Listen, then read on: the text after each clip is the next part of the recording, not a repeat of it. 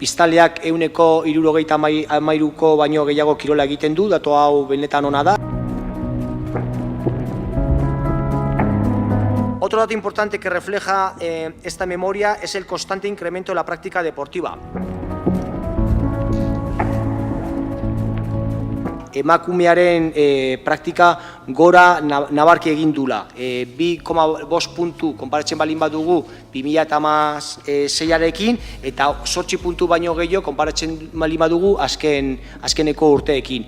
Por último, también decir que, que también estamos comprometidos con la gestión medioambiental. Para ello tenemos un contrato marco de gestión energética.